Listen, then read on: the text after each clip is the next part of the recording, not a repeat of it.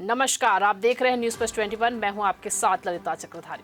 Ukraine का युद्ध लंबा खींचता देख और अमेरिका की तरफ से मदद में आनाकानी के बाद अब यूरोप में न सिर्फ घबराहट है बल्कि मतभेद भी उभर आए हैं।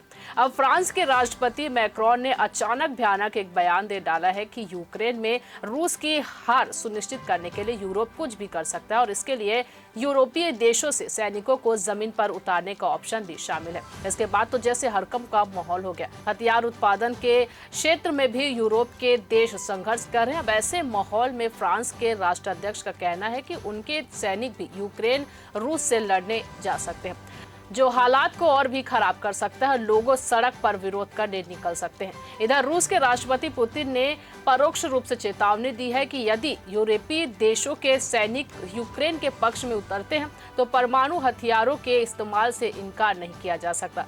आनन फानन में जर्मनी के चांसलर ओलाफ स्कोल्ज ने साफ किया है कि लड़ाई यूक्रेन और रूस के मध्य है। यूरोप सिर्फ और सिर्फ सैन्य मदद कर रहा है, अपने सैनिक भेजने को कहीं कोई प्रश्न नहीं है। ब्रिटिश प्रधानमंत्री ऋषि सुनक ने भी इस मुद्दे पर स्पष्ट किया है कि यूक्रेन के सैनिकों को ट्रेनिंग देने के अतिरिक्त कोई सैनिक तैनाती का इरादा नहीं है।